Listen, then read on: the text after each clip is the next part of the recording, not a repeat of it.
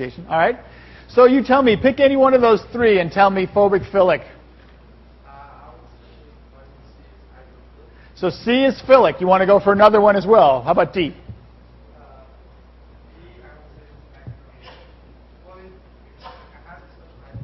It has one special hydrogen, but what about the rest of its hydrogens? Unspecial. All right. Right. That's right. So he said vitamin C is philic, D is leaning towards phobic, and A?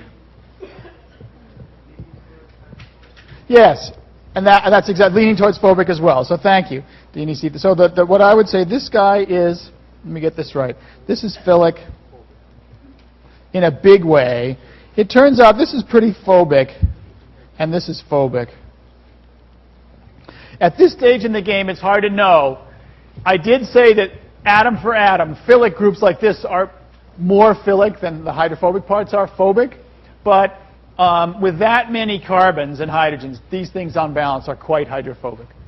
And the consequence of that is that this is very water soluble, and these are not very water soluble, and this is not very water soluble. All right. So it turns out there's a really interesting consequence of this, and that consequence is the following. It turns out that it is very hard to overdose on vitamin C, but on the other hand, it is it is possible to overdose on vitamin D and E. All right? And it turns out, oh, I'm sorry, it's A and, I'm sorry, D and A, right? Got the back, was confusing with that one, D and A. All right. And so the story is, it turns out actually there's a number of famous cases of overdose of vitamins A and D. There were a number of Antarctic explorers back in the 19-teens. They were stranded out on the ice. They ran out of food. They were lost. It's one of these long, harrowing stories. In the end, they had to eat their sled dogs, and they, having been raised thinking that liver was good for you, they made sure to eat the liver.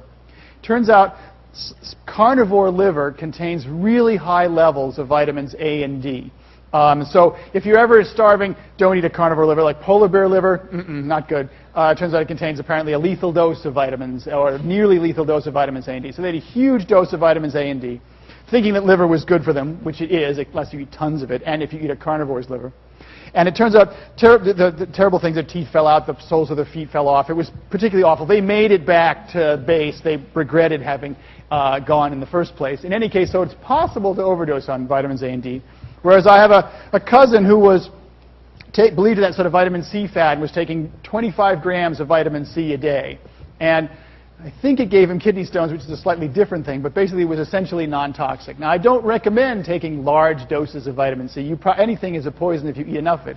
But you have to eat a lot more vitamin C to kill yourself and cause bad symptoms than vitamins A and D. And it comes down to, it turns out, partly the mechanism of action, but also partly just simple hydrophobic, hydrophilic stuff. And so the answer is the following. You want to think about, what does your body do to get rid of stuff you don't need? Right? You pass it in urine for the most part. Right? So whatever you don't need at the moment goes out in urine. Right? And so, like, if I take lots of vitamins in the morning, most of the vitamins I take end up in urine later in the day because only a small part of them gets used. In fact, when you take medicines, most of that's what happens as well. Urine is mostly water. So it's really good at getting rid of water-soluble things. And so the vitamin C is really easy to get rid of. And the reason for that is it's soluble, therefore dissolves in urine, therefore rapidly excreted, therefore it can't easily build up to toxic levels. On the other hand, vitamins A and D are not soluble, course, they're obviously approximate. That's a shorthand. They're a little soluble. Therefore, they are not rapidly excreted. Therefore, can build up to toxic levels. And in general, the fat-soluble vitamins, you got to have them, but like anything, the dose makes the poison. If you have enough of it, it's bad for you. It turns out to be easy to get these because basically as those guys ate more and more carnivore liver, the vitamins A and D kept building up in their system to a level where it became toxic. Whereas my cousin could eat many, many grams of vitamin C every day because basically what he ate in the morning was probably gone by afternoon because it got washed out in urine, which is because it's so water soluble. Whereas these things persist longer. Questions about that? Yeah. So vitamin C more abundant? I actually don't know off the top of my head. I think you actually do need more of it, strictly speaking, than the other ones, but I don't know more of the details of that. Other questions? Yeah.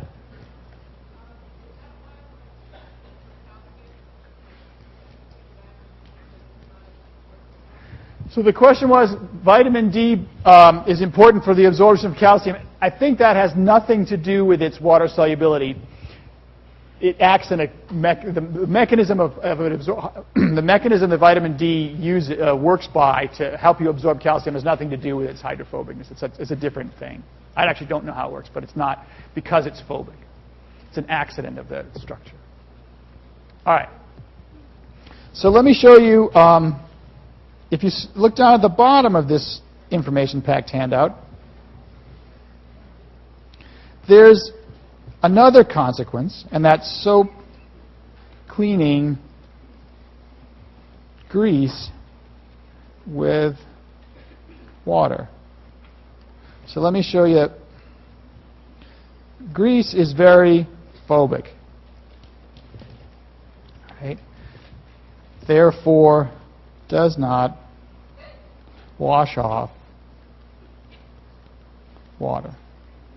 Right? So you've done the dishes, right? If you have oily, it's easy to wash off some things off the dishes, but if you have something oily, right? If you just rinse it, it stays oily. It stays slippery to your fingers. The oil doesn't wash off. Why doesn't oil wash off? Because oil is very hydrophobic. So when you run water over it, very little of the oil dissolves in the water, so it stays stuck on your dishes. Right? Turns out soap is a marvelous invention. Because if you were going to say soap, if you looked at just this end, what would you say, phobic or philic? Just this end up here. You'd say philic. In a big way, it's charged. It's got all these oxygen with lone pairs. You can make hydrogen bonds to water. If you just looked at this part, what would you say? Phobic. So soap, it turns out, is what they call is a relatively confused molecule. And if you look at the next page of today's information-packed handout, what you can see. Oops, I'm sorry. I have to go back. It's here. It's down here. If you look at a bunch of different soap molecules, what you see, all soap molecules have something in common. They have an end that's hydrophilic to varying degrees. If you look at these things, they're charged. They got oxygens and stuff with lone pairs on them, all that sort of thing, nitrogens with lone pairs on them, all ready to make hydrogen bonds, whatever, interactions with water. And they've also got a hydrophobic end. They sort of mix between them. And it turns out that is how soaps work, that all of them have this mixed nature. Right? And there are some that, so the first soaps that were ever invented were the ones up top, and then there's more sophisticated ones that are sort of from organic chemistry, but they all have this in common. And so what I want to show you is a little animation of how these guys work. And so if you look at the next page of your information-packed handout, you'll see some still frames from this animation. And so here, what we're showing, this is the dish pan. This is your dish, and that's a goober of grease on it, right? And that's all water. And you know you can rinse some of the grease off your dishes, but you can never rinse them with water till they get to the point where they're no longer greasy. Right? You need soap to get rid of the grease. And it turns out it's the fact that soap has this double-ended nature that makes this whole thing work. So these are sort of schematic soap molecules. They've got a hydrophilic head and a hydrophobic tail. All right? So sitting in water like this, the hydrophilic heads, are they happy? Yeah, they're making hydrogen bonds. They're happy in the water. What about these hydrophobic tails? Are they happy in the water? No, what would they rather be doing? Finding something oily to snuggle up with, right? They could maybe stick to each other. They're looking for some place to get that out of the water. Again, not because the water repels them, but because there's nothing to interact with. They're going to be more energetically favored to have these hydrophobic tails either in something hydrophobic, right, out of the water.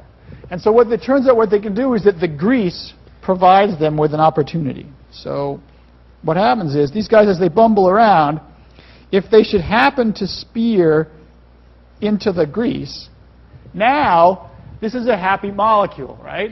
Its hydrophilic head is up in the water, making hydrogen bonds or whatever, the water. Its hydrophobic tail is all snuggled up with its hydrophobic buddies, right? So it's going to sit there. So over time, and again, these molecules move so fast that it's in fractions of a thousandth of a millionth of a second. These soap molecules gradually spear into drop the oil on your dishes.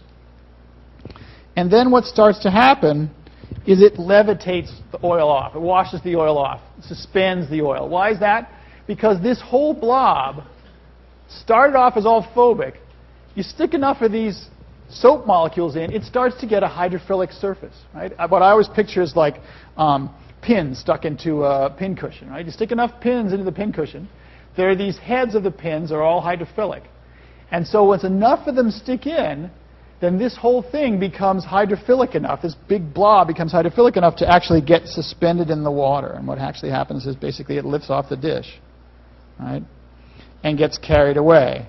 And so it's not that you're breaking up the grease. What you're doing is you're sort of spearing it full of these soap molecules, giving it a hydrophilic coat so that then it can wash away in water. Right? And so sort of the really cool thing about soap is because the molecules have that double-ended nature, hydrophilic ends and hydrophobic ends, it spears into the grease droplets become suspended. They're submicroscopic, and then they can wash away, and you can get your dishes clean. And as long as there's phobic stuff still in your dishes, and as long as there's still soap in the water, the soap can spear in and lift it off. And so that's why if you just rinse, the dishes won't work, but if you had soap, it works great.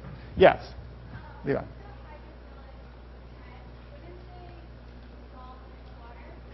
So the question is, wouldn't the hydrophilic heads dissolve in the water? The answer is they interact with the water, but if you mean by dissolve, do they break off of the soap molecule? The answer is no, because in dissolving, you're not breaking any covalent bonds. The molecules stay connected to the molecules never break.